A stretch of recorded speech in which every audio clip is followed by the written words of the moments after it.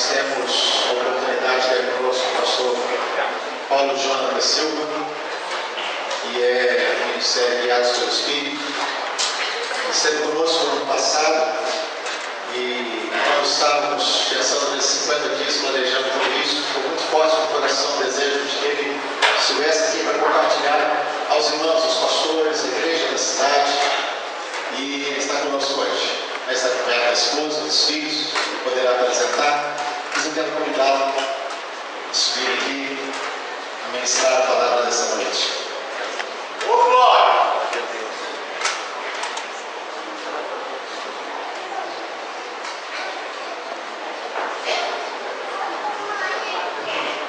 Aleluia! Como é bom poder estar com vocês aqui. Deus possa abençoar, que você possa estar aberto para tudo aquilo que o Espírito Santo vai liberar essa noite.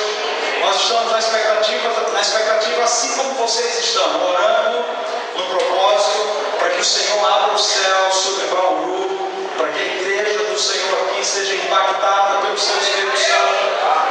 E no início, quando eu entrei, eu fiquei em pé ali orando durante a oração, e eu senti muito forte o Espírito Santo desde o início falando algumas coisas. E eu queria falar para você a primeira frase que eu ouvi do Espírito Santo liberando para nós. A primeira foi: igreja, prepara-te para te encontrares com o teu Deus. Esse momento de Santa Ceia é um momento onde nós vislumbramos a glória que há de ser revelada, que Jesus, através do seu sacrifício, fez possível para nós. O pastor Cílio da nossa igreja, ele costuma dizer que a Santa Ceia não é mais uma Santa Ceia, é menos uma Santa Ceia. Quando nós iremos nos encontrar com o Senhor, eu quero dizer para você que Jesus está voltando. Jesus está às portas.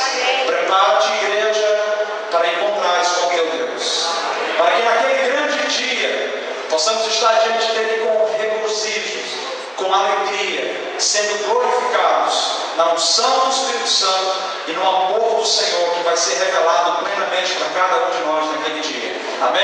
Eu queria convidar minha esposa e meus filhos rapidinho para virem aqui para apresentar a vocês. Nós somos um dos pastores na segunda igreja presbiteriana independente em Londrina. Esse é o Daniel. Quantos anos? 7. Esse é o Davi. Quantos anos, Davi? 5. E essa minha linda esposa, Anne, que é, qual é a idade? Que é a ajudadora que Deus colocou do meu lado. Nós temos caminhado juntos já por 12 anos. Temos visto tanta coisa, Deus tem feito tantas maravilhas, e eu tenho o privilégio de poder tê-la do meu lado, vendo as coisas que Deus tem feito, os milagres e os prodígios. Eu quero dizer para você que família é um projeto do coração de Deus. Aleluia. Você poderia baixar sua cabeça? Eu quero fazer uma oração junto com você nessa noite, convidando o Espírito Santo. Se você quiser ficar sentado, fique. Se quiser ficar de pé, não tem problema. Eu só queria que você concentrasse no Senhor nessa noite. Espírito Santo, que nessa noite o Senhor possa nos guiar em toda a palavra. Que nessa noite o Senhor possa nos conduzir através do teu coração. Que a tua voz seja ecoada nessa noite, nesse lugar. Que nada do homem, Senhor, venha ser expresso ou manifesto, mas que o Senhor se faça presente. Abra o céu sobre nós, Jesus. Abra o céu sobre Bauru, sobre a igreja que se reúne aqui, profetizando que somos um em Ti. Nós pedimos a Tua bênção, pedimos a Tua graça, pedimos, Espírito Santo, a Tua direção. Pedimos que os Teus anjos sejam liberados nessa noite. Pedimos que cada tesouro que o Senhor revelou e separou para nós, para essa noite, seja liberado, que cada pessoa seja pleno no seu corpo, alma e espírito, de toda graça de Deus e de toda bênção espiritual. Nós entregamos a Ti toda a honra e toda a glória. Tu és o único digno de todo louvor. Não existe mérito nenhum na igreja de Bauru se não for pelo Senhor. Não existe, Senhor, nada tão bom e tão visível em nós de bondade que não seja possível, Senhor, por causa da Tua presença em nós. Nós glorificamos o Teu nome. exaltamos o nome de Jesus e pedimos, Pai, mais uma vez nessa noite que Jesus seja glorificado aqui, mais uma vez nessa noite que Jesus seja exaltado aqui, e que toda arma do inimigo que se levanta contra a propagação da palavra do Evangelho caia em nome de Jesus, que toda intenção maligna de roubar a adoração direcionada a Jesus seja destruída em nome de Jesus, que todo espírito das trevas que vem para trazer confusão, divisão e desordem, que bata em retirada em nome de Jesus, e que os seus planos sejam frustrados, porque nesse lugar o Senhor reina, nesse lugar Ele é o Senhor, nessas vidas Ele é o Deus Todo-Poderoso, único digno de ser adorado e exaltado, no nome santo de Jesus. Amém, amém e amém. Aleluia, aleluia. Abra sua Bíblia comigo no livro de Ageu,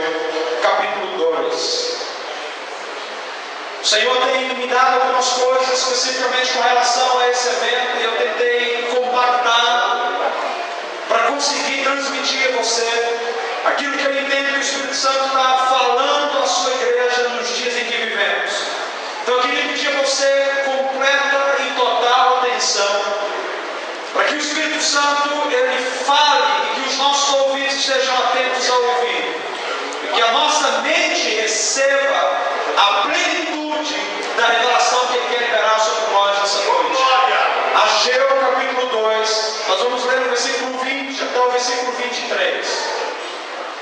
Diz assim a palavra do Senhor: a palavra do Senhor veio a Ageu pela segunda vez, no 24º dia do 9º mês. Diga a Zorobabel, governador de Judá, que eu farei tremer o céu e a terra. Derrubarei tronos e destruirei o poder dos reis estrangeiros. Virarei os carros dos seus condutores. Os cavalos dos seus cavaleiros cairão, cada um pela espada do seu companheiro. Naquele dia, declara o Senhor dos Exércitos, eu o tomarei, meu servo Zorobabel, filho de Sealtiel, declara o Senhor, e farei de você um anel de selar, porque eu tenho escolhido, declara o Senhor dos Exércitos. Eu não sei se você está conseguindo perceber o ambiente espiritual em que nós temos vivido ultimamente. Eu não sei se a sua percepção espiritual está aguçada o suficiente para compreender que nós estamos, como o pastor falou, num tempo decisivo e crucial para a igreja no Brasil. Nós estamos caminhando em tempos onde existem afrontas.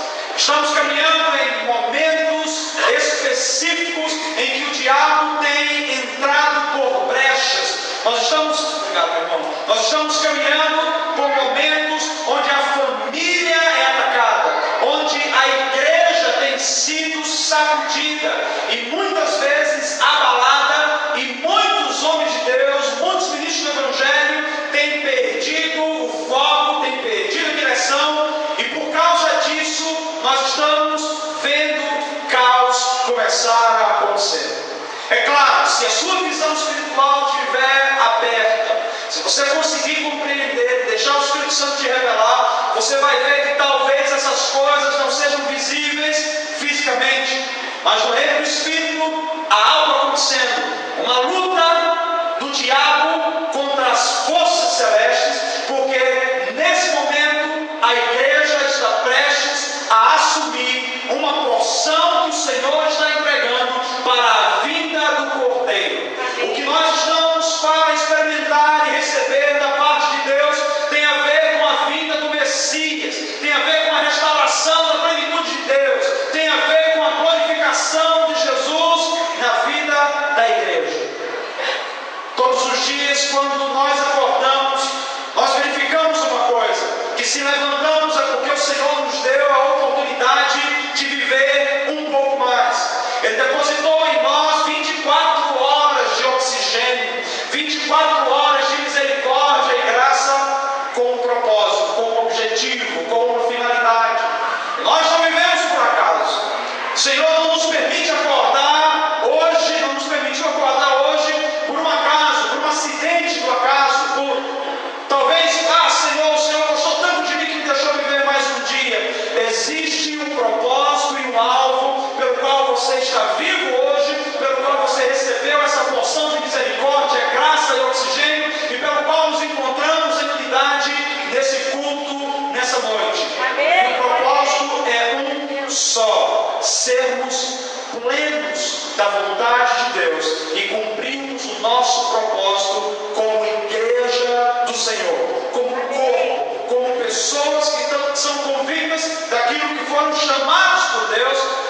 cumprir diante dessa grande dificuldade que nós estamos enfrentando. No decorrer dessa mensagem, eu quero expor alguns pontos específicos que eu creio que vai nos ajudar a abrir a nossa mente e assumir a nossa posição em Cristo Jesus, assumir o nosso papel, o nosso lugar nele. Quando o pastor me enviou um material e ele falou sobre o tema, esse é um tema que o Espírito Santo tem soprado nas nações, não é só no Brasil, não é só aqui em Bauru, é um tema que o Espírito Santo tem soprado. Igreja, ser e fazer a diferença. Você sabe o que é interessante?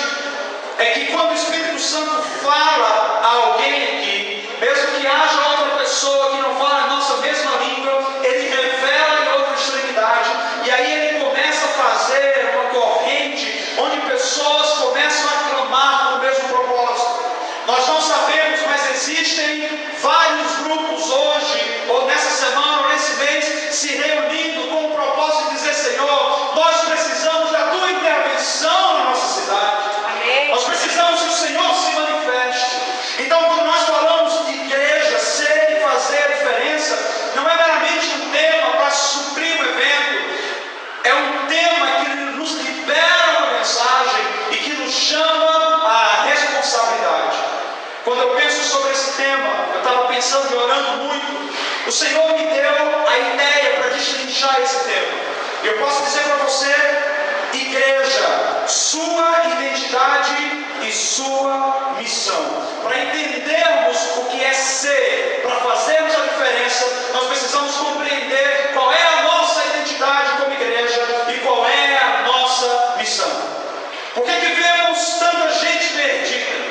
Por que vemos tantas igrejas que não fazem diferença nos lugares em que estão?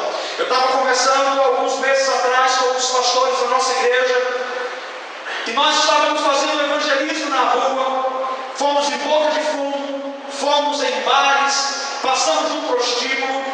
Todo mundo que nós entregamos a palavra e oramos, abriram o coração para receber a palavra. As pessoas choravam, as pessoas cantavam, e eu cheguei à conclusão que a maioria daqueles eram desviados, que já tiveram contato com o Senhor Jesus, e por algum motivo, por um problema de religiosidade, por um problema estrutural na religião, eles simplesmente deixaram, abandonaram o Senhor. Mas quando você chega perto e você mostra Jesus, essas pessoas voltam, essas pessoas começam a chorar. Eu lembro que eu falei para um daqueles que estavam conosco, eu falei: será que nós seríamos pessoas que iríamos deixar saudades se a gente parasse de fazer alguma coisa nesse ambiente, alguma coisa nessa região?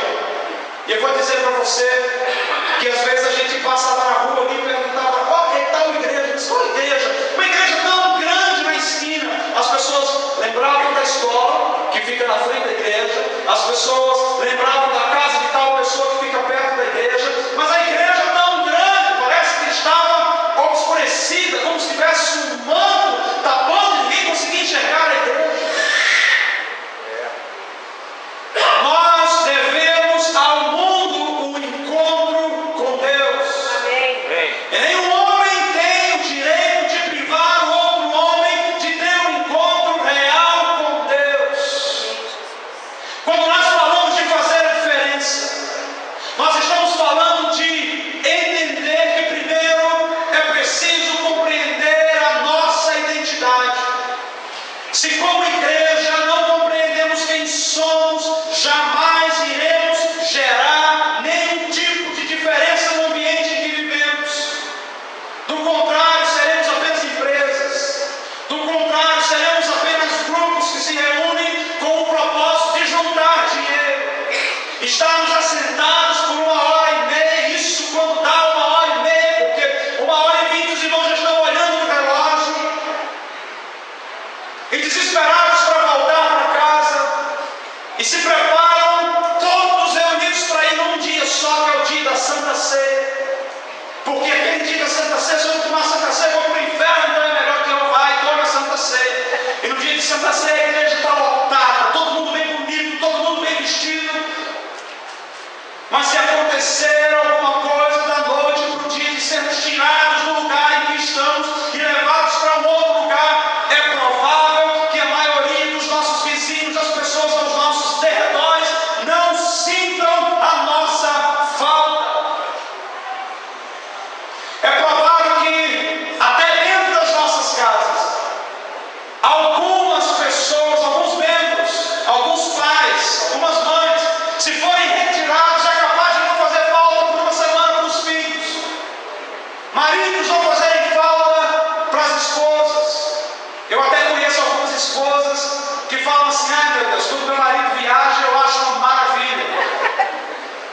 eu me sinto mais tranquilo. Aquele homem dentro de casa, o homem faz uma arruaça, é muito agitado, então eu gosto de ficar sem ele. Uma semana sem ele é uma bênção.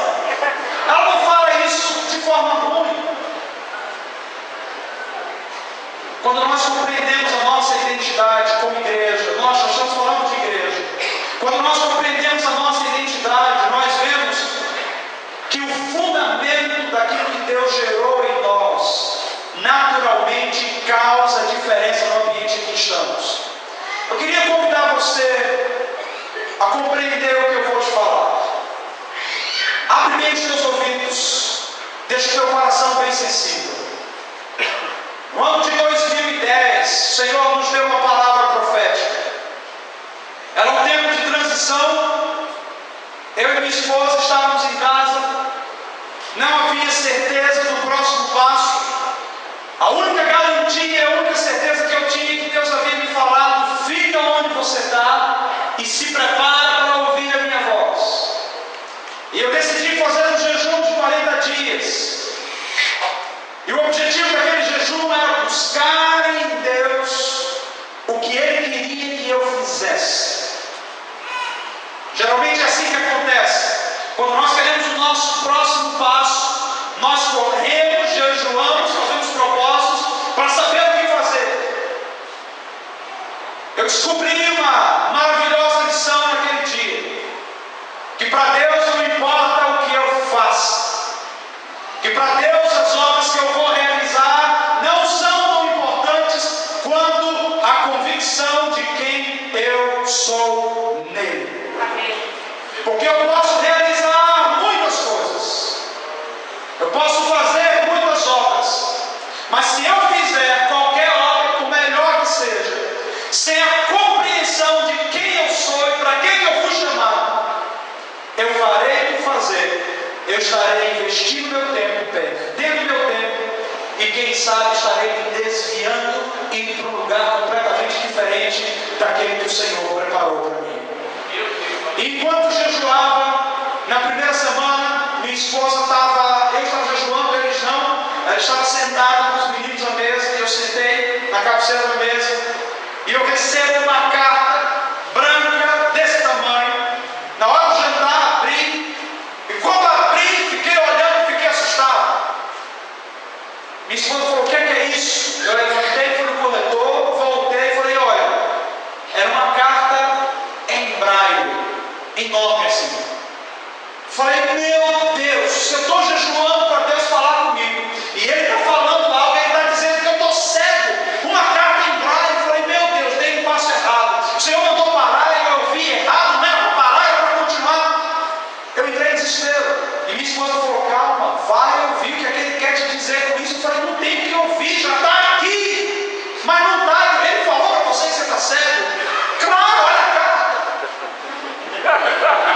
A nossa tendência em interpretar a partir da nossa própria capacidade. Uma lição que nós precisamos entender: que quando o Espírito Santo fala, Ele é aquele que traz o entendimento, e Ele é a única pessoa que pode decifrar para você a própria mensagem que Ele libera. Se a mensagem não for esclarecida, espere, porque existe um tempo que Deus não fala aleatoriamente, Ele fala com propósito. Eu lembro que naquela noite eu fiquei angustiado de verdade, achando que eu tinha dado o pior dos meus passos, e fui para o quarto e dormi com a carta do meu lado, e acordei de manhã com aquela carta do meu lado.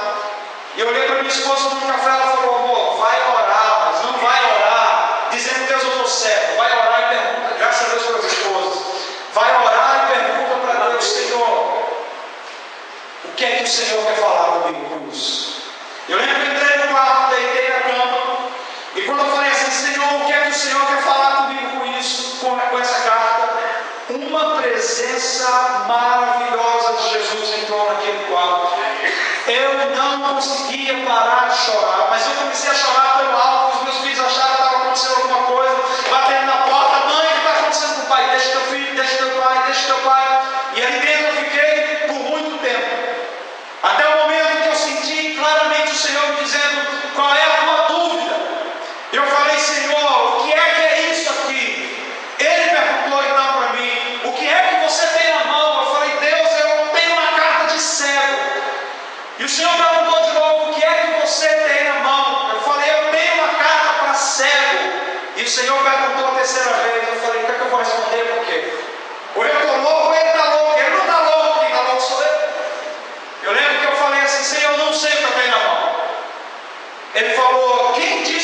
você que isso é uma carta para cego?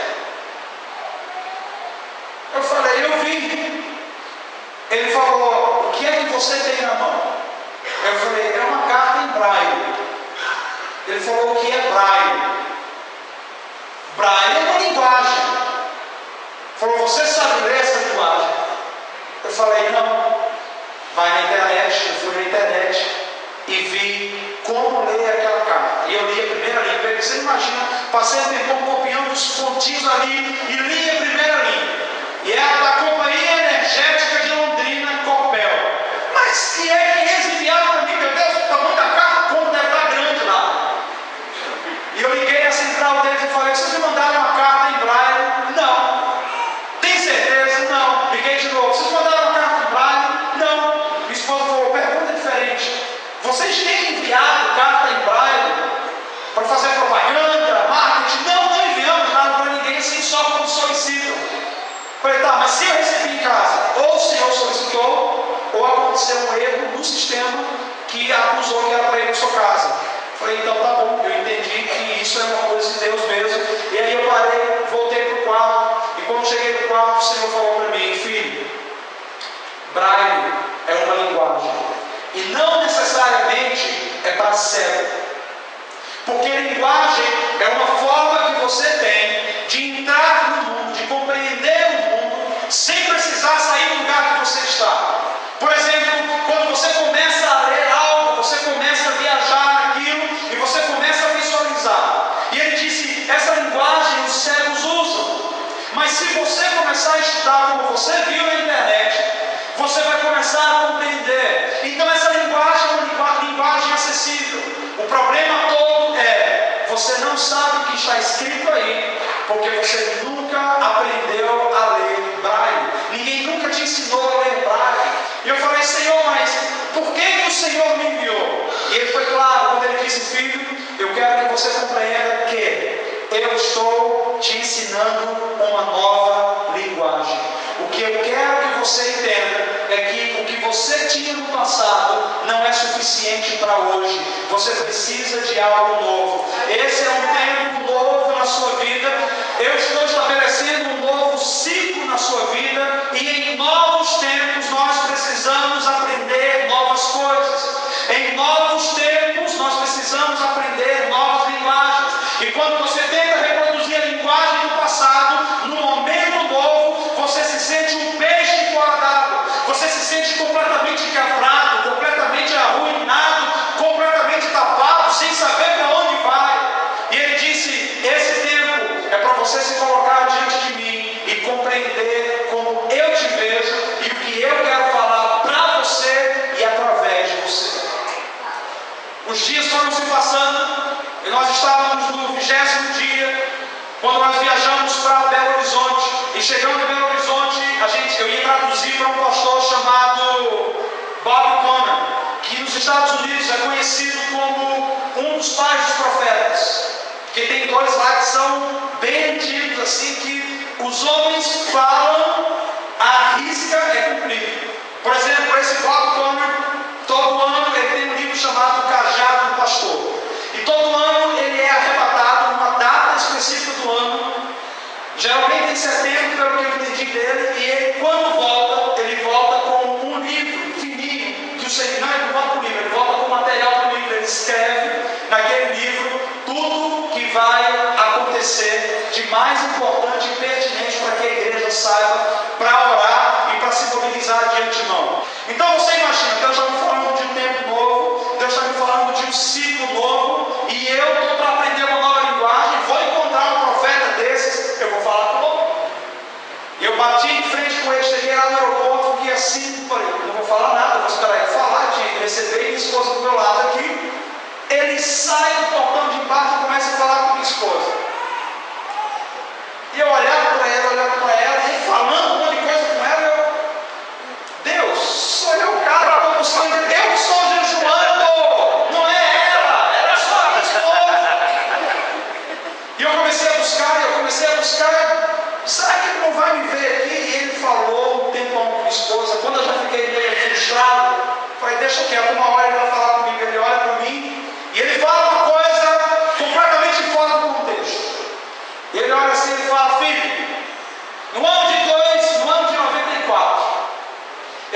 céu. E quando eu olhei para o céu, eu vi um grande livro aberto.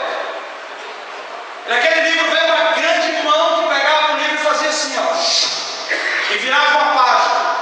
E ele dizia para mim: esse é um tempo novo. Foi-se um ciclo. Agora prepare-se para algo que está por vir. Eu falei: peraí, antes do Senhor continuar, por que 94? Ele falou: por que 94? Eu não sei. Só sei que na soberania de Deus, Deus estabeleceu naquele ano uma mudança. E eu falei: o que ele fez naquele ano? Naquele ano, Deus fez uma revolução no mundo inteiro. Ele despertou o espírito de vários homens. Ele avivou várias pessoas. Uns chegaram para o Evangelho, outros entraram para o ministério, outros foram tocados, batizados pelo Espírito Santo, outros receberam visão. O ano de 1994 foi histórico para a igreja do Senhor na terra. E quando ele me falou isso, eu comecei a pensar, porque isso foi em 2010. Em 94, de fato, eu comecei a lembrar das grandes coisas que a gente experimentou. Na época eu era casado com a Anne, estava no campo missionário do Amazonas já, mas eu comecei a lembrar, eu fui chamado justamente nessa época. Essa foi a época que o Senhor me levantou.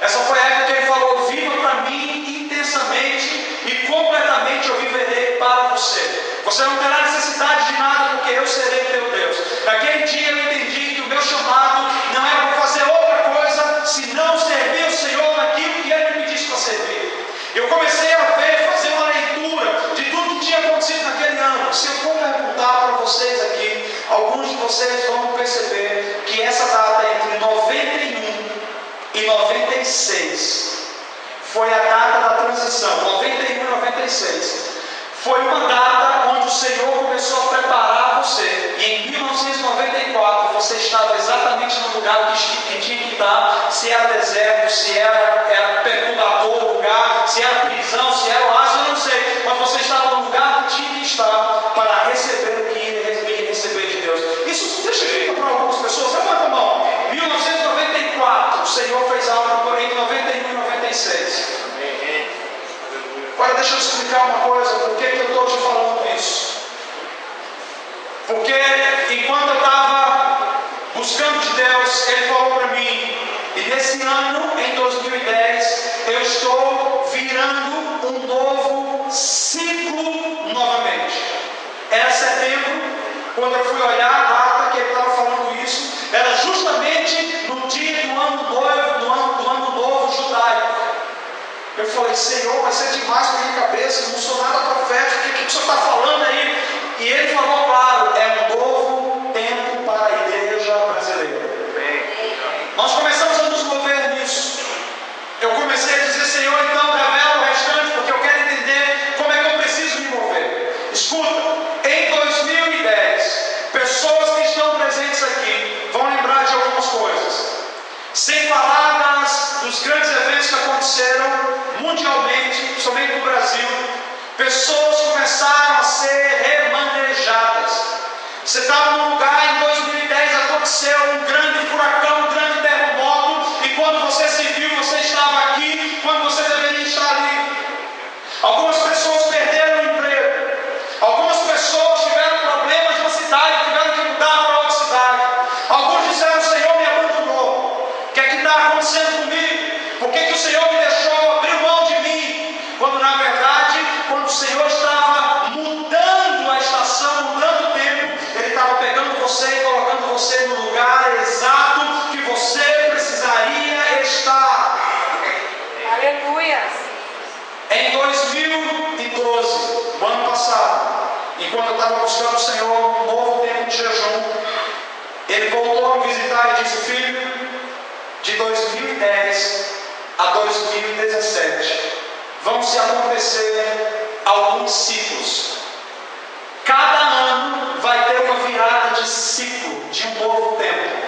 E cada novo tempo, escuta, são 7, de 2010 a 2017, e cada novo ano que vocês entram, eu vou estar trabalhando numa área específica da sociedade. Deus está preparando a igreja para a sua vinda. Ele está começando a tratar na política, começando a tratar conosco como igreja, começando a entrar na área de educação. Deus está começando a entrar na mídia, e daqui a pouco nós vamos começar a ouvir coisas mais estrondosas acontecerem, porque Ele está dizendo: sou eu que estou fazendo algo novo. Não depende de nós, depende unicamente dele, da soberania do Senhor.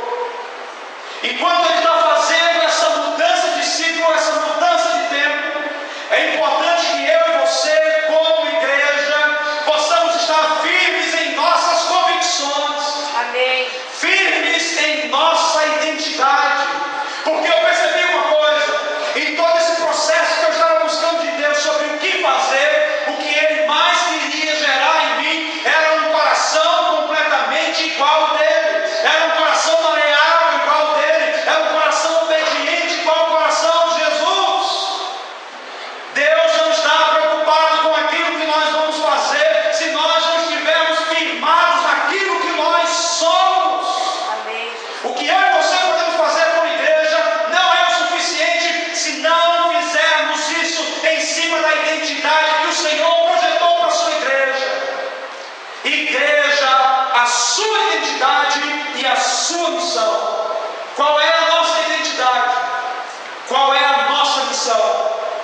A identidade revela diretamente qual é a nossa missão. Você não precisa se preocupar com o que vai fazer, você precisa se preocupar com quem você é, deixar o Senhor forjar em você quem você é, porque no momento que você descobrir quem você é, você vai saber o que fazer. Nós precisamos quebrar essa mentalidade ativista do mundo que nós vivemos hoje, do século XXI, onde tudo é o que eu faço, o que eu faço, o que eu construo, os monumentos que eu levanto. E nós vemos isso principalmente dentro das nossas igrejas. As pessoas se reúnem com o objetivo de fazer para serem reconhecidos, enquanto Deus olha para nós e fala: está tudo errado, está tudo errado, está tudo errado. Na igreja não existe lugar para estrelismo. Na igreja não existe lugar para pessoas superimportantes. A igreja é um lugar de servos. A igreja é um lugar de família, de filhos de Deus. A igreja é um lugar de unidade. A identidade da igreja é revelada através da pessoa de Jesus. Quando Paulo declara que Ele é o cabeça desse corpo. Jesus é o cabeça. A igreja, eu, você, nós fazemos parte do corpo de Cristo. Quando fala de corpo, fala de coletividade. Ninguém é igreja sozinho. Uma das grandes setas que o diabo tem enviado nos nossos dias é levantado grupos que se dizem anti-religiosos, grupos do nosso próprio meio, que andam por aí dizendo: o que é isso? Igreja é coisa do passado. Eu mesmo conversei com algumas pessoas que disseram: Paulo, pelo amor de Deus, igreja, isso é uma ideia do passado. Cara, o que é isso? Porque nós estamos no processo de implantar uma nova igreja. E eles falaram: não faz isso não, essa ideia aí é falida, isso não funciona mais. Eu quero dizer para você que essa é uma mensagem maligna. Amém. Se nós hoje não estamos sendo igreja como temos que ser, porque não compreendemos a nossa identidade, problema nosso. Mas isso não quer dizer que o plano de Deus como corpo de Cristo não seja essencial para nós como seres humanos. Quando nós perdemos a visão de Cristo, quando nós tiramos os nossos olhos de Cristo, nós deixamos com que essas setas nos tirem do alvo, nos roubem os propósitos. Quantos pastores, quantos líderes completamente arruinados em seus ministérios, frustrados, pessoas que vêm para a igreja, famílias que saem porque vem o homem e aí adoram o homem, e quando o homem não tem mais o que fazer com você, você sai daqui para buscar em outro lugar, e nós vivemos um movimento se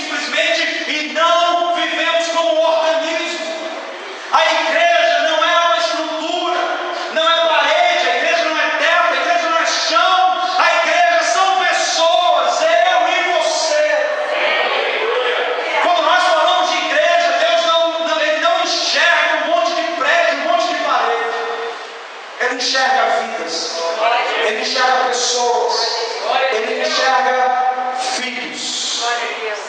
Filhos. Amém. Nesse novo tempo que o Senhor está nos levando a viver, nesses vários ciclos que estamos passando, eu quero encerrar essa palavra da visão, da revelação do Senhor, quando Ele falou: quando vocês chegarem no fim do 7º ciclo, então vocês irão experimentar uma profunda perseguição. Se eu estiver certo no que eu estou dizendo, a partir de 2018, o ambiente, a plataforma que o diabo está montando, vai estar preparada para vir contra a igreja. Você vai ver perseguição de tudo que é lá, acusações que você nunca imaginou receber. E o diabo não precisa que você esteja em pecado para te acusar. Ele precisa que você seja santo. Ele precisa que você esteja andando na linha. Ele vai ter coisas que ele vai buscar para te acusar. E se eu estiver certo, a partir de 2018, nós iremos começar a experimentar uma grande perseguição para nós, o corpo de Cristo. Para alguns vão dizer: misericórdia, pastor. Mas eu queria te incentivar a dizer: aleluia, seja feita a vontade de Deus. Porque quando nós falamos de perseguição, é porque Deus nunca intencionou que eu e você fôssemos acomodados no lugar em que nós estamos. Paulo diz que nós não somos deste mundo, nós temos uma pátria celeste. Quando a igreja começa a se acomodar com este mundo, começa a sentar nos grandes tronos de ouro, começa a usar as roupas dos melhores linhos aqui nesse mundo, rapidamente nós perdemos o foco de Cristo. Nós vamos nos esquecendo quem nós somos. E por nos esquecer quem nós somos, nós vamos fazendo alianças cada vez mais com esse mundo. E as nossas raízes se fincam. E os nossos fundamentos vão sendo ruídos. E daqui a pouco nós nos tornamos semelhantes ao mundo e não mais semelhantes a Cristo. E aí o governo vem e diz: tira essa igreja daí, derruba esse templo ou qualquer outro. E acabou a igreja, porque nós éramos o templo. E acabou a unidade, porque nós dependíamos do dinheiro que rolava na unidade.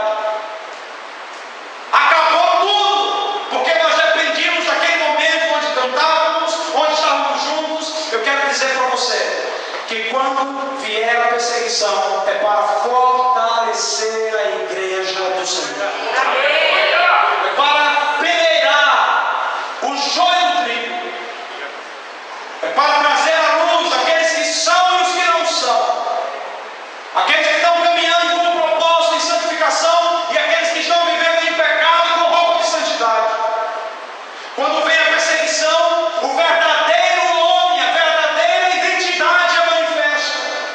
A perseguição vem como uma fornalha, vem como um fogo que começa a queimar-nos por dentro. E nesse queimar nós somos ou purificados, ou nós abrimos mão do nosso chamado, da nossa caminhada, e nós preferimos buscar o paraíso. Enquanto muitos estão pregando que nós estamos vivendo uma das melhores épocas da nossa vida, o censo de 2010 diz que naquele ano 22% da população brasileira era evangélica. E se permanecer assim até 2020, seremos 50% da população brasileira seremos evangélicos. Eu acredito que isso é uma coisa muito boa. Mas eu sinto um grande temor do Senhor. Estamos reproduzindo igreja à luz da ideia da sociedade atual, da ideia do mundo atual, ou estamos reproduzindo a igreja à luz da sua essência, da sua verdadeira identidade, de quem ela realmente é? Porque se nós estivermos com 50% de evangélicos em 2020, com essa mentalidade que temos hoje, seremos mais um grupinho que temos muita gente reunida, mas nenhuma essência. Porque hoje, com quase 30% de evangélicos no Brasil,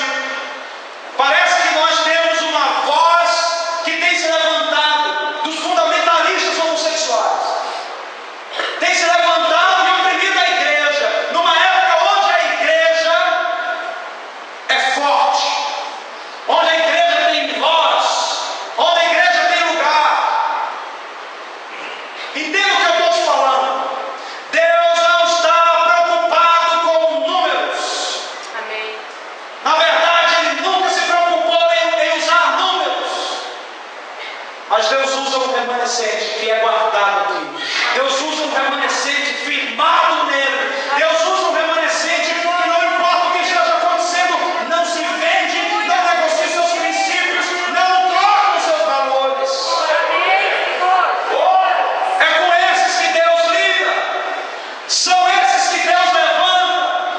São esses que Deus usa. 22% ou 30%. Meu Deus, nós olhamos para a igreja primitiva. Assim que Jesus subiu aos céus, o Espírito Santo veio e capacitou.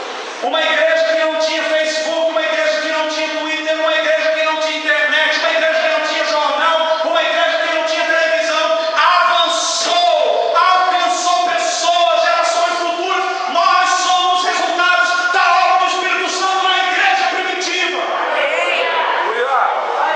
E eles não eram 22% da população. Eles foram sendo acrescentados e acrescentados e acrescentados. Meus irmãos, nós precisamos rever muita coisa. Nós precisamos compreender que tipo de igreja nós queremos reproduzir. Qual é a nossa identidade? Onde está firmada a nossa identidade? A identidade da igreja, ela é determinada por sua cultura. A identidade da igreja está fundamentada em quem a gerou, isto é, na sua origem e no seu fundamento.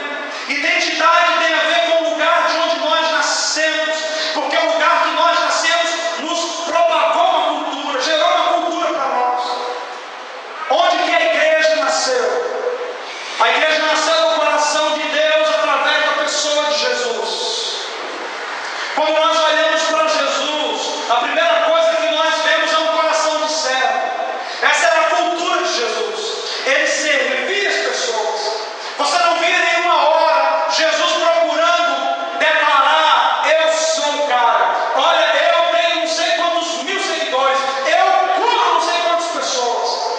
Nos nossos dias, por causa da propagação rápida, viral na internet, na mídia, a gente ora por alguém, já filma aqui, já está no mundo inteiro.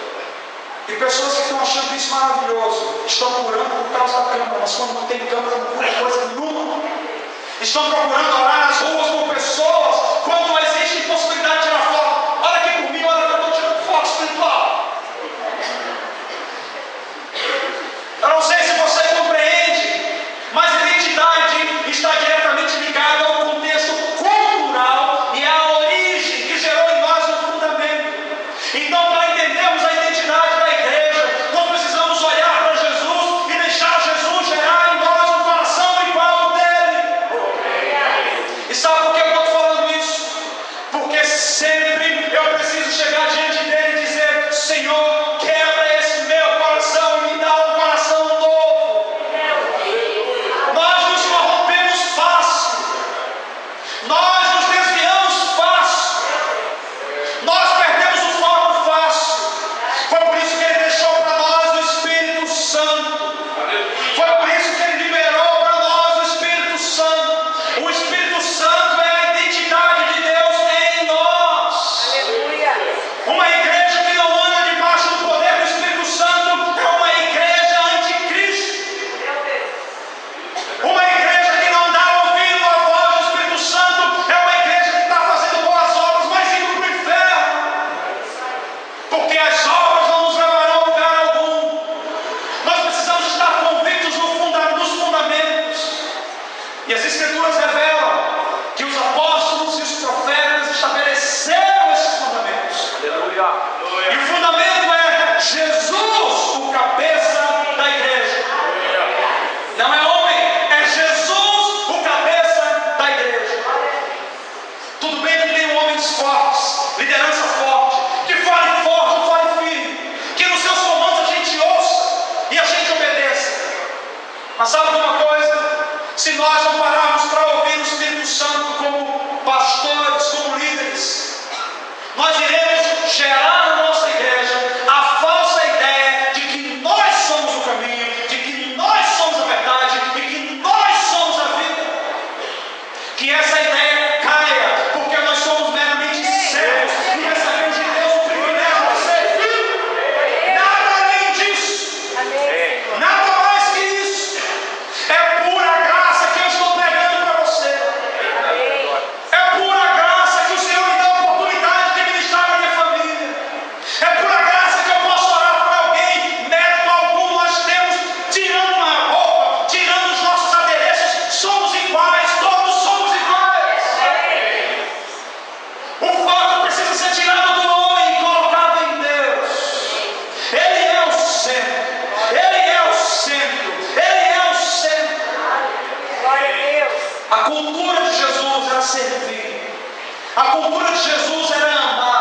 esperar nada em troca. A cultura de Jesus era se doar, era se entregar. Bem, quando nós falamos de identidade, eu queria que nós avaliássemos então se essa é a identidade da igreja que Jesus estabeleceu, uma igreja que é o espelho, é reflexo daquilo que ele é. Eu te pergunto, estamos hoje andando nessa identidade? Somos isso hoje como igreja? Pastor, o mundo aí é muito grande, a gente não consegue fazer tudo. Graças a Deus por isso, porque senão você seria um megalomaníaco achando que o mundo giraria em torno de você. Mas nós podemos fazer o máximo pela nossa rua, desse lado e desse lado. Amém. Nós podemos fundamentar muita coisa no quarteirão que nos cerca simplesmente. E se fizermos essa diferença, fizemos o nosso chamado. Porque Deus não plantou vocês nessa congregação aqui à toa. Deus não plantou o Senhor na sua congregação à toa, nem você na sua congregação à toa. Nós estamos plantados no lugar onde nós podemos fazer a diferença. Amém. O que é que o Senhor quer nos fazer? Ele quer que entendamos que primeiro nós precisamos ter esse coração de Jesus como identidade. A igreja ela é um reflexo. Por quê? Porque se Ele é o cabeça, quem coordena, quem comanda é Ele, não somos nós. Quantas igrejas a gente vê que começa uma coisa por causa da onda, por causa do momento, por causa do motivo, e daqui a pouco acaba tudo e para tudo.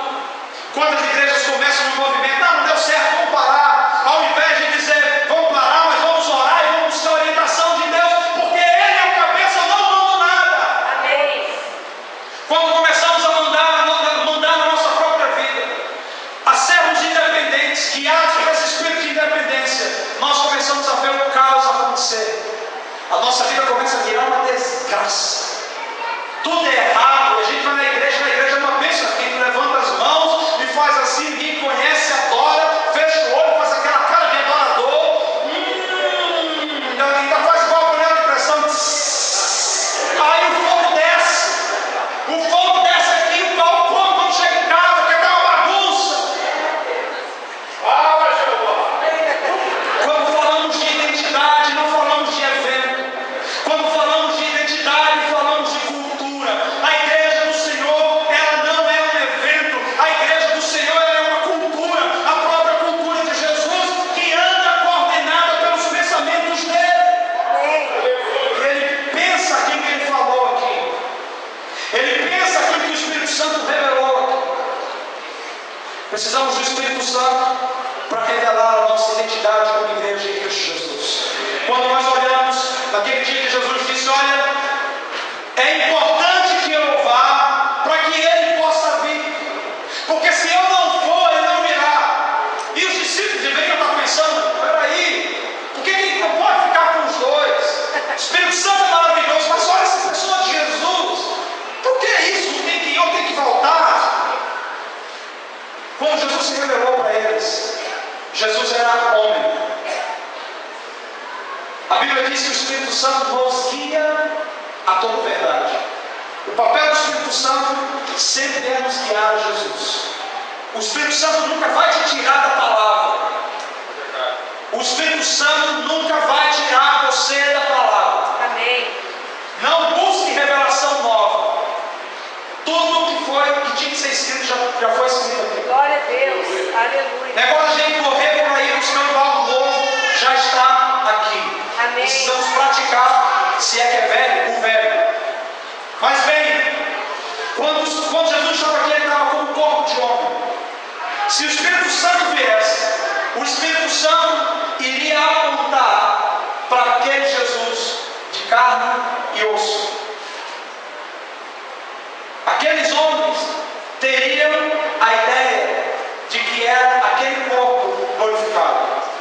Mas quando o Espírito Santo aponta para Jesus, ele aponta para um Jesus glorificado, que foi ressurreto, que cumpriu o seu propósito, que cumpriu o seu objetivo na terra, mas hoje ele é glorificado diante de Deus Pai. Então esse Espírito Santo hoje, ele não vai nos guiar para o homem, no sentido de vivermos para o homem. Ele vai nos guiar para Jesus. Nós somos submissos por causa de Jesus. Nós seremos Então tudo começa por Ele. Ele é o centro de tudo. Ele é o alvo e Ele é o foco de tudo. Nós precisamos então entender que essa é a nossa origem. E a origem revela fundamento. E qual é o fundamento da igreja hoje? Quando eu falo de fundamento, eu quero trazer para você uma ideia que tem sido escassa e até o diabo tem lutado para destruir. Quando eu falo de fundamento, eu falo de família. Quando nós olhamos para a igreja primitiva, quando a igreja começou, até a ideia é eclésia. Era um grupo que se reunia. Era família, pessoas que viviam em comunhão, pessoas que andavam em unidade. Quando se fala de igreja, Deus está vendo família. Família. Família. Não existe igreja sem família. Porque se isso aqui tudo passar, se vier uma perseguição terrível, daqui a 40 anos, nós temos uma família. Podem roubar de nós os nossos templos, mas nunca irão arrancar Jesus do nosso interior. Amém. Nunca vão arrancar Jesus do seio da nossa família. Por quê? Porque a cultura de Jesus, ela deve começar nos fundamentos. Pai, mãe e filhos. Esse é o fundamento que nós precisamos restaurar. Eu vejo vários planejamentos nos dias em que nós estamos vivendo. Como conquistar isso? Como alcançar aquilo outro? Como trazer tal pessoa para aqui para o Brasil para fazer um mega evento? E o propósito é que alcancemos aquela estatística em 2020 de sermos 50% do Evangelho. A troco de quê? Maridos que não têm sido o sacerdote do lar. A começar de nós, os líderes. A começar de nós, os pastores. Que não temos dado devida atenção à nossa casa. Nos preocupamos tanto em alcançar as metas, em fazer tanta coisa, que a nossa esposa está descuidada lá, deprimida. Os filhos, atacados o tempo todo. Essa semana na escola, 2 semanas atrás, meu filho chegou em casa, abatido, mais velho, 7 anos, olhei para ele, sabia que estava alguma coisa errada, não falou, passou 2 dias estranho comigo, muito apegado, super amoroso.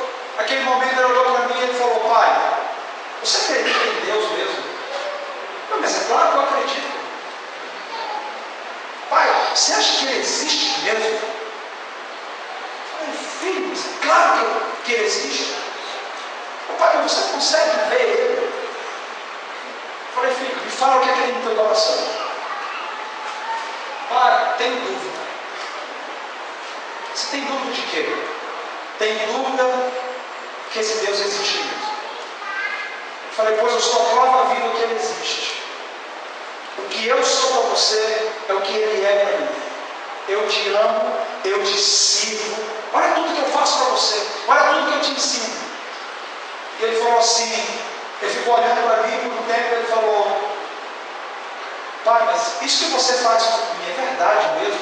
Como assim? Você não está vendo tudo que eu faço, tudo que eu te ensino?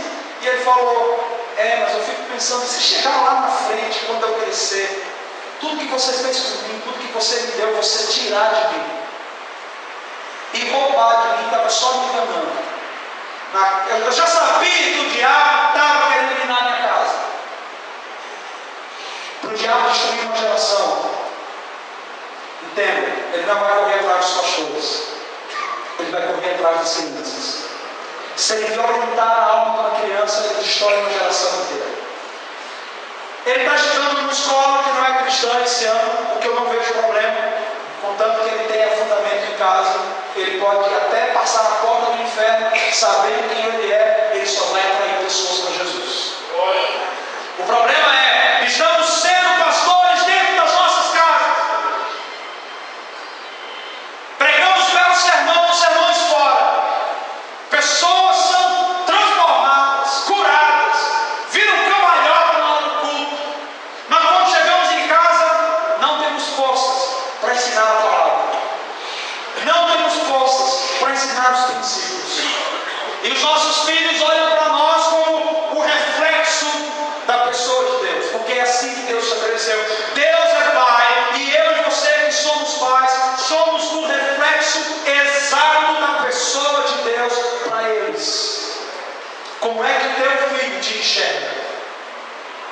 Como pastor da igreja ou como meu pai, que é filho de Deus? Como é que o teu filho te enxerga, mãe? Como a dona de casa, a mulher que está na igreja orando, aconselhando, ou como aquela mulher que dá o fundamento em casa, que ensina os princípios?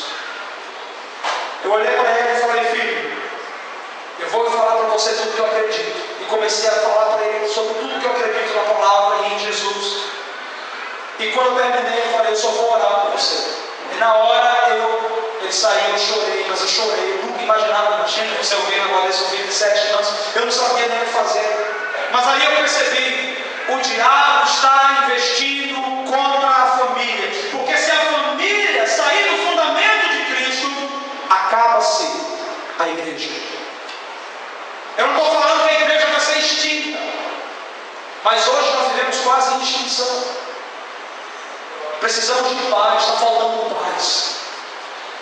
Muitos apóstolos, muitos profetas, muitos evangelistas, muitos pastores, muitos mestres, muitos títulos, poucos pais. Poucos pais que se preocupam em cuidar, que se preocupam em ensinar, que se preocupam em limpar as feridas. Orei por ele e falei: filho, Deus vai te dar uma revelação. O que eu tenho que te falar, eu já te falei. E eu vou dizer para você: eu e minha esposa passamos a amar a Ele muito mais do que aqueles dias ali. Porque a gente sabia que o amor de Deus é a única coisa que pode transformar. E passaram 2 dias, eu andando com ele, falando de Jesus com ele vendo coisa com você. Chegou comigo depois de 2 dias e falou assim: pai, sabe aquela dúvida? Eu falei: sei, saiu tudo da minha cabeça. Eu entendo que você é o meu pai. Eu entendo que você me ama. Eu também te amo. E eu sei que Deus é. Abraçou a gente.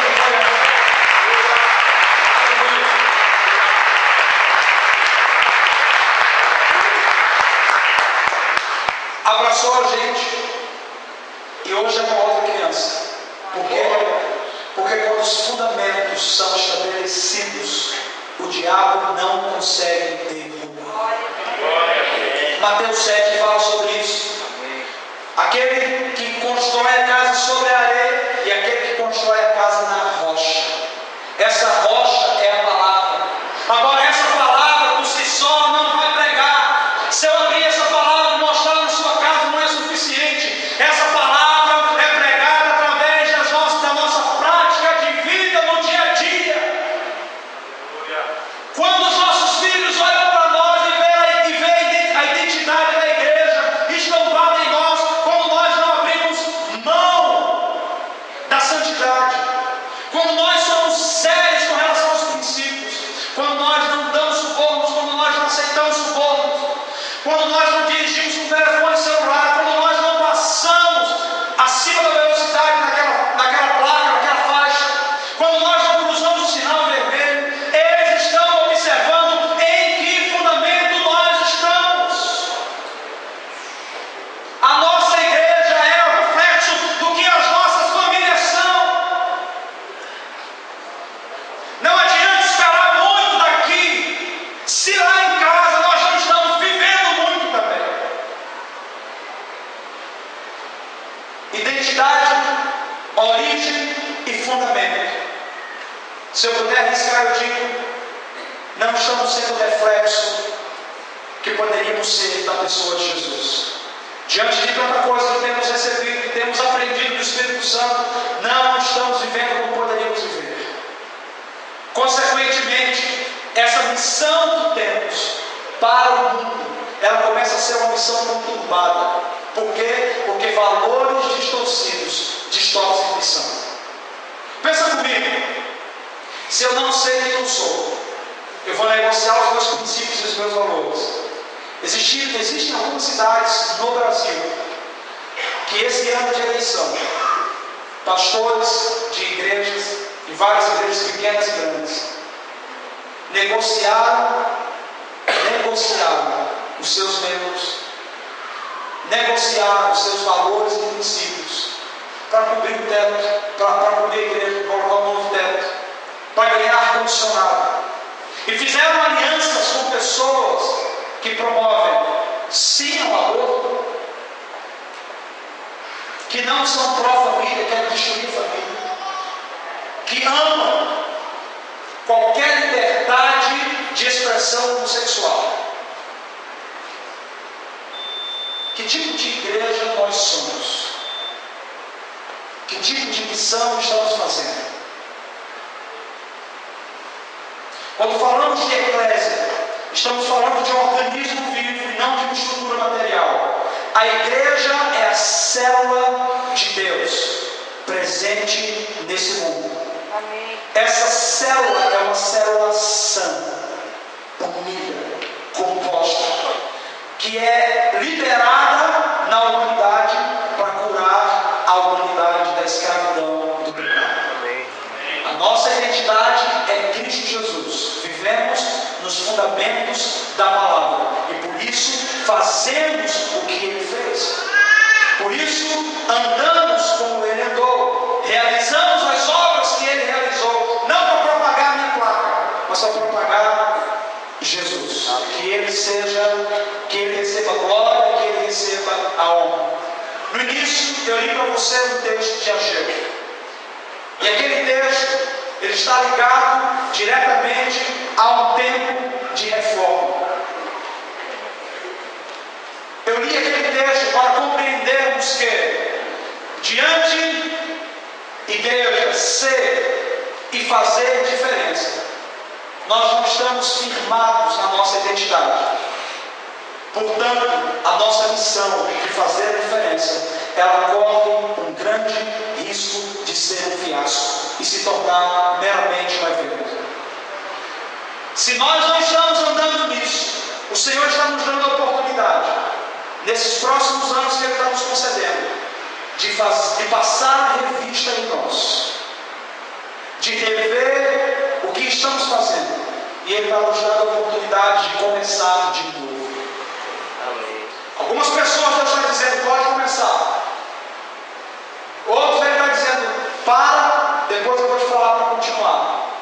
Outros Ele está dizendo, continua, mas muda isso aqui. Eu não sei que tipo de reforma você vai viver, mas eu só sei de uma coisa: a igreja do Senhor está passando por um momento de reforma. E essa reforma, para ter êxito, começa na família. A família precisa ser reformada. Nós precisamos assumir os nossos papéis. Quantos pais nós temos aqui? Você precisa assumir o seu papel de pai. Quantas mães nós temos aqui? Você precisa assumir o seu papel de mãe. A televisão não é babá. A escola não é responsável. Nem a classe da igreja é responsável de ensinar os nossos filhos. Nós somos, como pais, responsáveis de educar os nossos filhos. Se nós queremos uma igreja sólida, nós precisamos fundamentar o Evangelho em casa. Os nossos filhos precisam conhecer o que nós conhecemos. Os nossos filhos precisam acreditar no que acreditamos. Os nossos filhos precisam andar no que andamos.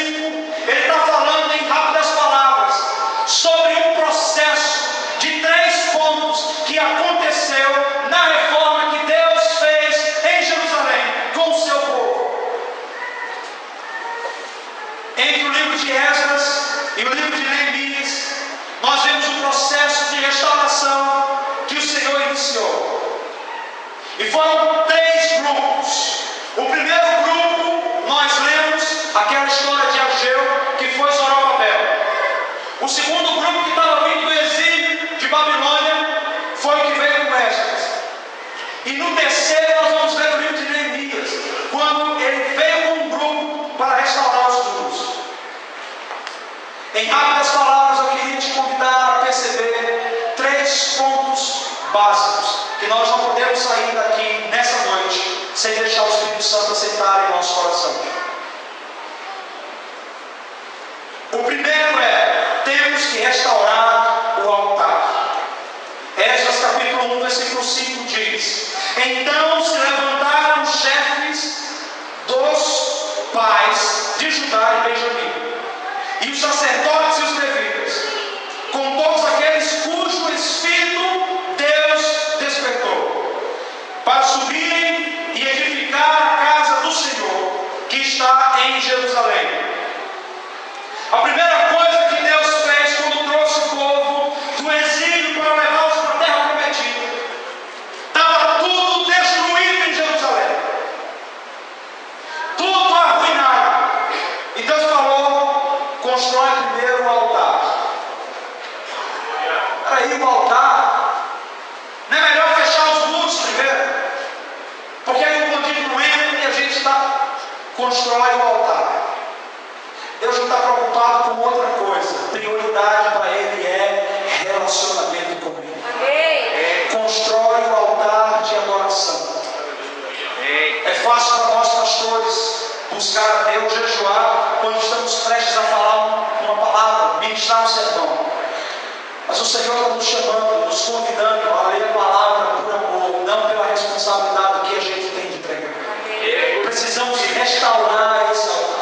Quando Zorobabel veio, ele trouxe um grupo com ele, e a primeira coisa que o Senhor falou: vai e constrói o altar. Aquele altar era o templo que ele iria restaurar.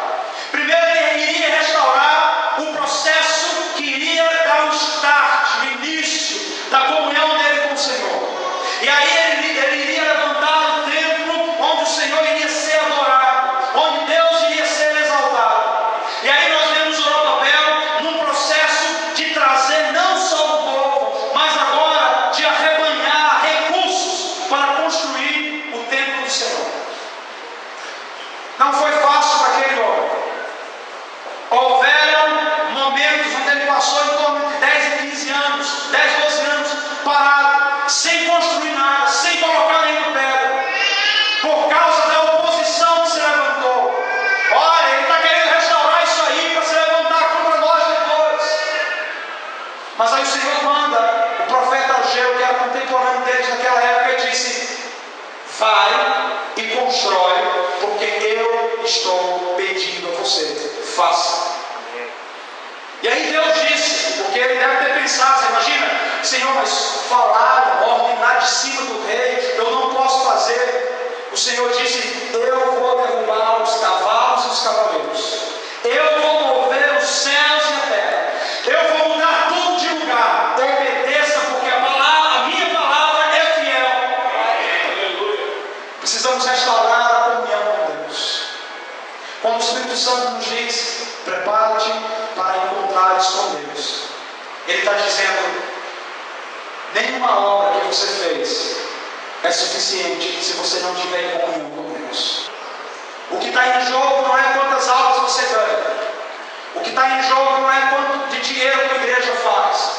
O que está em jogo não é o que a tua igreja conquista na cidade. O que está em jogo é a tua própria salvação.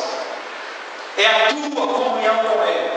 É a convicção de que você o ouve, Ele te ouve, você caminha com Ele. É a convicção de que você está em santidade, todos os dias apresentando o teu coração, todos os dias entregando ao Senhor. Restaura o altar. Esse foi o primeiro passo que Deus pediu. Eu sei que nessa noite o Senhor já está dizendo para nós, trazendo na nossa memória, algumas pessoas mais, outras menos. Restaura o altar. Existem áreas que estão minando a tua família e que posteriormente pode minar a igreja, a congregação que você está, porque você simplesmente não tem confessado o teu pecado, a tua fraqueza, para mudar de vida, para receber cura, para receber restauração. Restaura o altar. Levanta um altar na tua casa. Quando você adorar o Senhor, que os teus filhos, a tua esposa possa ver que o Senhor se manifesta ali. Quando você fala, que a tua família possa olhar que existe respaldo A primeira coisa que Deus nos pede não é obras, é restauração do nosso altar com Ele. E a Bíblia diz que quando Ele olha para nós, Ele não nos dê conhecimento. Nós somos o templo do Espírito Santo. Nós somos a casa que Ele escolheu habitar. Nós somos um lugar sagrado. Ainda que somos pecadores, ainda que somos fracos, sujeitos a Ele, nós somos o lugar que Ele escolheu santificar para habitar. Nós somos a casa santíssima de Deus. É aí no teu interior, é aí no teu espírito que Ele se revela a você, que Ele fala com você. Quantos de nós, pastores e líderes, pregamos e andamos no piloto automático? Nós precisamos restaurar a nossa comunhão com Deus, não para reproduzir um sermão, mas para falar aquilo que o Espírito Santo está falando naquele momento, para sermos boca de Deus naquele momento, para deixarmos com que as nossas bocas sejam como vasos e canais de Deus para a restauração, para a cura, para a edificação, para a reconstrução e reforma. Glória a Deus. O segundo grupo que veio foi um grupo que veio com Esdras. Eu queria que você visualizasse isso, porque primeiro eles restauraram o altar. Depois que eles restauraram o altar, Deus manda um segundo grupo para o exílio.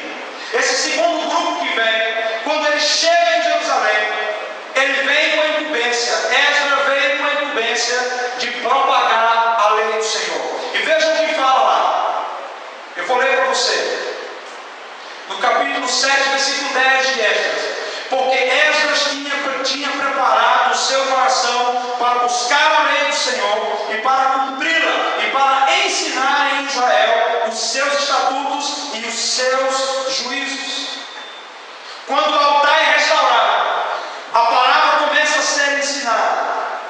Quando nós restauramos o altar, nós temos um canal livre, um canal aberto para ouvirmos a palavra de Deus. Amém. Quando esse altar não está restaurado, os nossos ouvidos ficam tapados, os nossos olhos ficam cegos. E não é por isso que a gente olha aí fora e vê um monte de crente falando baboseira. De que igreja você é, menino? Sou da igreja tal, mas eu acredito que eu posso dormir com a minha namorada porque ela é prometida para mim, eu vou casar com ela. Então, se eu vou casar, qual o problema de dormir com ela agora? Eu ouvi isso de um seminarista lá em Londrina. Ah, pastor, qual é o problema de mentirinha? Qual o problema de mentir? Uma vez eu falei com um teólogo, estava numa viagem, e esse teólogo já de idade, num barco, numa viagem missionária, esse homem contou uma história que me fez chorar, rapaz. Eu já choro por qualquer coisa, mas naquele dia eu chorei, ele terminou de contar. Eu estava chorando, ele olhou para mim assim, falando inglês, os coitados do ribeirinho não entenderam nada, ele bateu no meu ombro e falou assim: você não acreditou em tudo que eu falei, né? Eu enxuguei o olho e falei: como assim? Não, porque o que eu falei não é verdade, vi você chorando aí. Rapaz, eu falei assim: como é verdade? Como que não é verdade?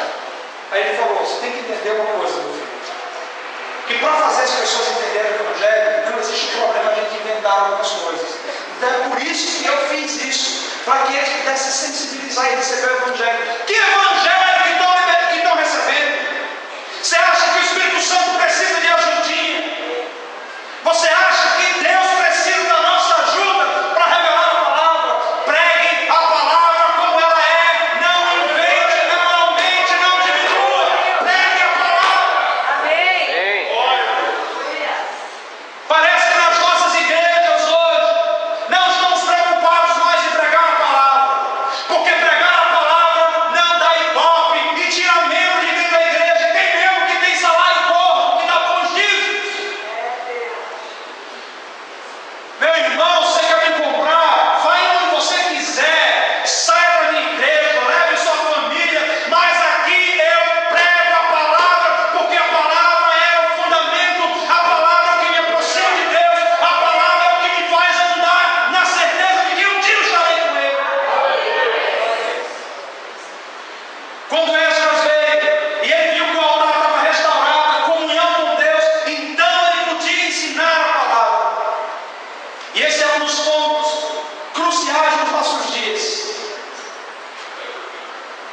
vocês estão em células, eu acredito em grupos pequenos também. Eu acho que essa é a ideia de Deus, principalmente para a igreja do século XXI, com o que vai acontecer daqui para frente. Mas eu quero dizer uma coisa para você: se a tua célula tem um fim em si mesmo, já começou a falir. Como assim, pastor? Se você faz célula por fazer célula, para crescer e para ter gente, já não dá certo. Porque o alvo de nos reunirmos como grupos pequenos não é para termos um maior número de gente, é para conseguir ensinar a palavra com mais eficiência, com mais eficácia. É para que num ambiente pequeno as pessoas se abram.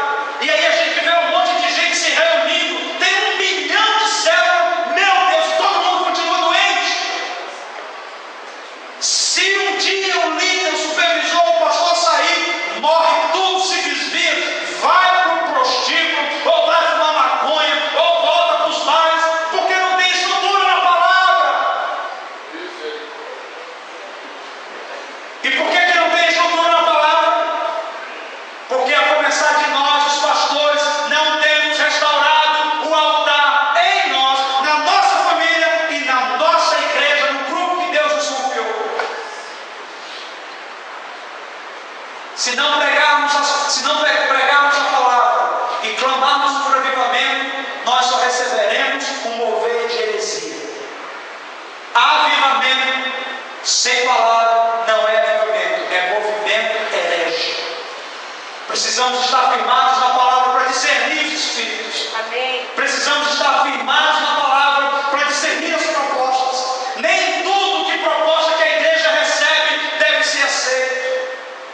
Porque o político tal vai construir a tua igreja, vai te dar um terreno. O que é que o político pode fazer por mim que Deus não possa fazer? Amém. O que é que o político pode me dar que Deus não possa me dar? Os irmãos estão entendendo? Amém. Precisamos restaurar o nosso altar. Precisamos, quando o altar estiver restaurado, darmos liberdade ao Espírito Santo para que a palavra seja pregada. E como terceiro ponto, aí sim o Senhor pede para reconstruir os muros. E isso naturalmente não faz sentido, porque primeiro era para reconstruir os muros. Vem o primeiro grupo, Deus diz: não faz os muros, vai restaurar o altar. O segundo grupo dá o fundamento que a palavra agora sim restaura os muros. E esse foi Neemias, no capítulo 6, versículo 3 de Neemias, diz assim a palavra: e enviei-lhes mensageiros a dizer: faço uma grande obra, de modo que não poderei descer, porque cessaria esta obra enquanto eu a deixasse e fosse ter convosco. Os inimigos de Neemias estavam olhando como tirá-lo da visão, mas aquele homem tinha sido despertado pelo Senhor. Note uma coisa: assim como em 1994 Deus despertou alguns homens, nesse tempo que nós estamos vivendo, existe um remanescente que está com o coração queimando em andar em santidade, em andar em compromisso, em fazer a coisa certa e ouvir a voz de Deus. Amém. Tem um remanescente que está dizendo: Senhor, eu estou aqui, Senhor, eu estou aqui, Senhor, eu estou aqui, Senhor, não passa de mim, Pai, eu estou orando, eu estou orando. O remanescente ora pela obra de Deus na nação. O remanescente jejua pela obra de Deus na nação. O remanescente está o tempo todo pensando: Senhor, como que eu posso ser essa peça principal? Neemias sabia, porque assim como o rei da Pérsia tinha sido levantado, não era nem crente. Ciro, quando liberou o povo para fazer essa reforma, ele liberou porque o Senhor tocou no coração dele. E é por isso que Ageu diz: eu vou tocar no coração do rei, eu vou mover o coração do rei. Sabe o que a palavra de Deus diz? Que o coração do rei está nas mãos do Senhor e ele move para onde ele quiser mover. Aleluia. Igreja, nós só precisamos saber que somos filhos e somos servos, e como filhos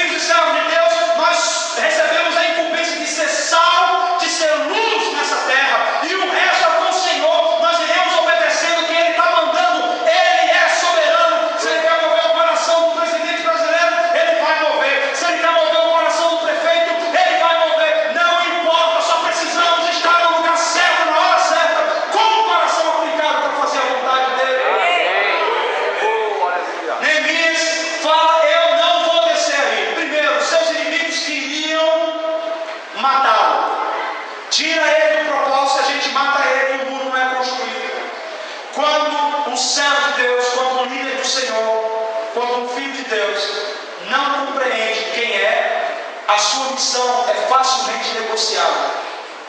Se ele não entendesse que o Senhor tinha levantado ele para reconstruir os muros, ele iria dizer: por que não? Para aí, por lá embaixo. Ele tinha uma missão.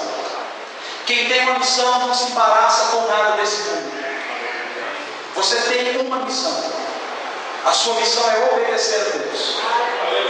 Deus não vai colocar na tua mão mais do que você pode fazer. Ele vai colocar o suficiente de acordo com a graça e a capacitação dele. Então Neemias falou: eu não vou negociar a minha missão, eu não vou sair daqui. Primeiro, que ele tinha discernimento, ele sabia que queriam matar ele. Mas segundo, aquele homem começou a ter estratégia. E a estratégia fez com que um povo inteiro restaurasse o mundo ao redor de uma cidade. Quantos dias vocês estão aqui no propósito? 50 dias. 2 dias a mais que vocês, miraculosamente, eles restauraram todo o muro de Jerusalém. Ninguém acreditou. E os que eram contra tiveram que dizer: de fato, essa é uma obra de Deus, porque isso seria impossível naturalmente. Mas a igreja do Senhor, a cultura dela não é do mundo, a cultura dela é sobrenatural, a cultura dela é celeste. Então, nós trabalhamos numa sobreforça, numa força celeste. Nós trabalhamos com uma visão mais ampla, porque a visão vem do alto e nós temos a ajuda dos céus. Então Neemias reconstrói todo o muro. E esse homem, nos mais de 10 anos que ele reinou, que ele governou sobre o povo, ele lutou contra as injustiças. Ele foi um homem que trouxe o povo ao arrependimento. Ele foi um homem que trouxe o povo para perto e disse: olha, nós precisamos consertar a nossa vida, nós precisamos nos arrepender das nossas faltas, nós precisamos nos arrepender dos nossos pecados. Toda a obra de Deus em restaurar o altar, toda a obra de Deus em trazer a palavra e restaurar e tapar as brechas do muro tinha a ver em fazer o povo são, um povo inteiro, um povo curado. Se nota isso, Deus não estava preocupado em nenhuma outra coisa senão com o próprio povo. E o processo que ele fez o povo passar era um processo de cura e libertação para o próprio povo. Um povo que estava vindo do exílio, com uma outra cultura. Quando eles entram naquele ambiente, eles começam a trabalhar naquilo, eles se sentem parte e eles começam a recordar a sua história. Eles começam a relembrar o que Deus havia falado, o que Deus havia feito. Essa é uma característica clara. Quando Deus fala com o seu povo na palavra, Ele sempre diz: ensina aos filhos dos teus filhos, relembra os grandes feitos do Senhor. Glória a Deus. Restaurar os muros tem a ver com isso. Glória a Deus. Restaurar os muros tem a ver com olhar para nós e relembrarmos as promessas de Deus. Quais foram as promessas de Deus para Bauru? O que é que Deus falou há 20 anos atrás sobre essa cidade que ainda não se cumpriu? O que é que o Senhor falou quando passou um profeta aqui? Ele disse: vai acontecer isso nessa cidade, e ainda não aconteceu. Restaurar os muros é olhar para a palavra de Deus e ver onde é que nós estamos errando, que ainda não temos liberdade do Espírito Santo para fazer. É na unidade, é estarmos juntos. Sim, estamos juntos. Estar juntos nem sempre quer dizer unidade. Unidade quer dizer se submeter ao Espírito Santo que está na vida do outro. É quando você ouve o próximo. É quando você vem desarmado. É quando você está aberto a confessar e a também receber confissões. É quando você está disposto a levantar. É quando você está disposto a curar feridas. Porque na verdade, tirando o terno, tirando o anel de 12 pratas, tirando o que for de nós, nós somos todos iguais, carentes da glória de Deus, precisando uns dos outros. Então, quando nós pensamos sobre unidade, nós olhamos uns para os outros e vemos Cristo. E quando vemos Cristo, nós não podemos esperar outra coisa, senão: Jesus, como é que eu posso te servir? Jesus, como é que eu posso te servir? Como é que eu posso ser um homem melhor para ti? Vamos ficar de pé. Eu quero orar por você nessa noite. Quem teclado, vamos fazer o som da missão de marcou.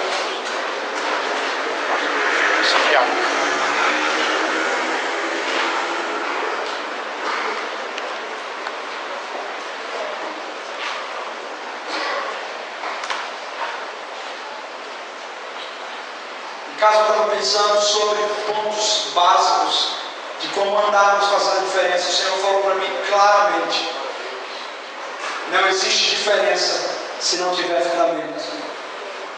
Vamos orar para que o Senhor hoje desperte o nosso coração. Assim como Ele despertou uma geração em 1994, no ano 530 e tanto antes de Cristo, levantou esse povo que veio para restaurar Jerusalém. E eles choraram quando viram as ruínas. Eles buscaram a estratégia de Deus, eles foram obedientes. Vamos pedir ao Senhor nessa noite que Ele venha com o seu Santo Espírito, porque eu sei que Ele está aqui já. E que através do seu Santo Espírito Ele desperte novamente o nosso coração. Homens e mulheres de Deus aqui presentes, que um dia receberam palavras, promessas. Deus disse: eu vou te usar nessa cidade. Você vai ser um canal, você vai ser um sinal nesse lugar. As pessoas vão olhar para vocês e vão lembrar da minha bondade, da minha fidelidade. Deixa o Espírito Santo começar a falar com você.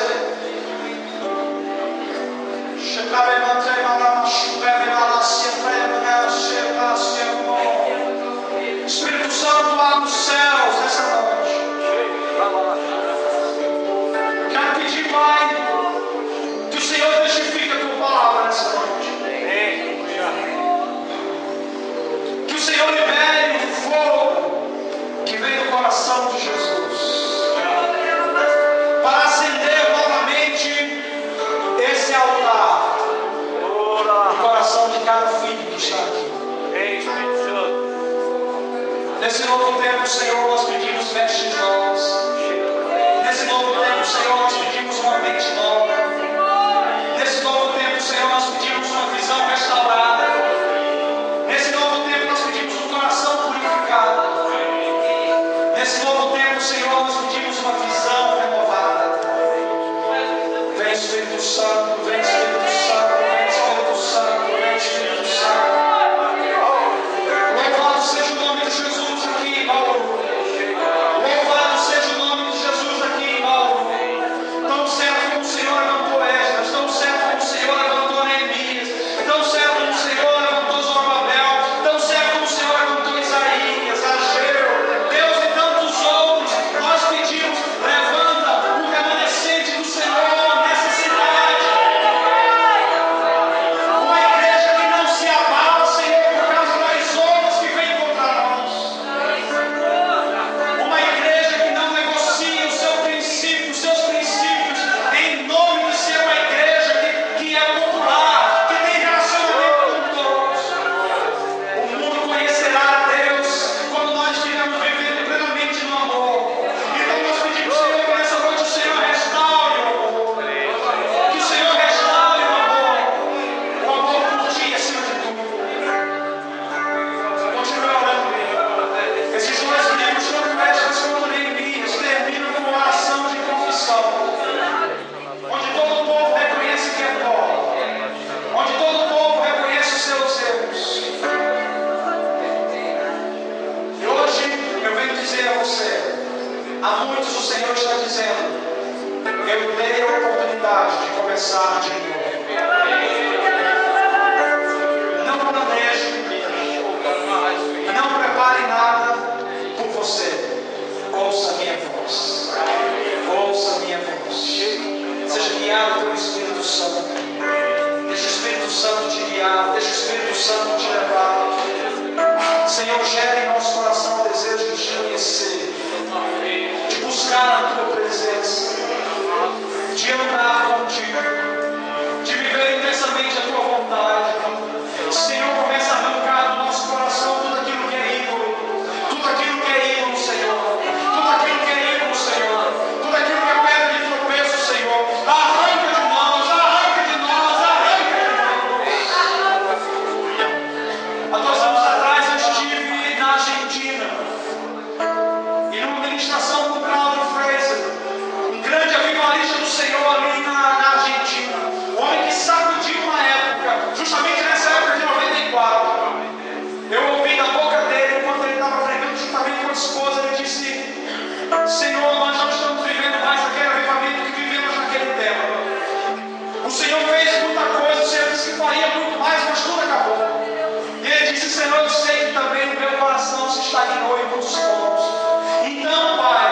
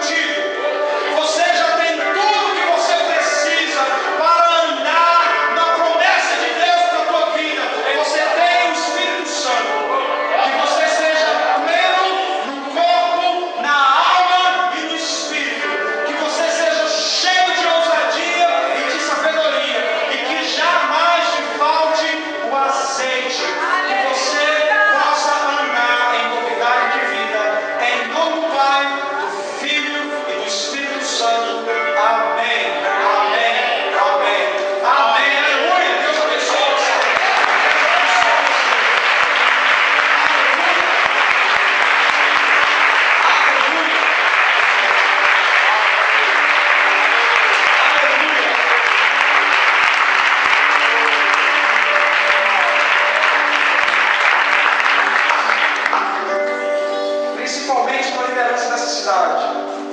Deus vai começar a liberar sonhos proféticos. Um sonho vai se conectar com o outro. Por isso que Deus promove a unidade. Ele não entrega tudo na mão de um homem só, para não gerar corrupção. Ele vai entregando aos poucos. Deus vai entregar para a liderança sonhos proféticos. E vocês vão começar a compartilhar. Nós vão ser sonhos tão reais. E Deus vai falar de coisas que a igreja vai precisar se preparar antecipadamente. E vocês vão saber antes que aconteça. Quando acontecer, vocês vão saber. Está vendo? Deus já tinha falado. Sabe por quê? Porque Deus não faz nada sem antes revelar aos seus profetas. Pastor, apóstolo, Deus abençoe. Obrigado a cada um de vocês que aturaram, ouviram. Ele falou, fala até o Senhor te permitir. Eu senti que foi até agora. Então, Deus abençoe. Sejam plenos do Senhor. E obrigado pela oportunidade de estar aqui. A minha esposa falou, nós trouxemos alguns CDs que temos lá atrás. Se você quiser ver o nosso material, a forma que você também se abençoar e conhecer um pouquinho mais. Acabou as mensagens que a gente tinha em DVD, mas você pode comprar o CD e o material que tem lá atrás. Deus te abençoe.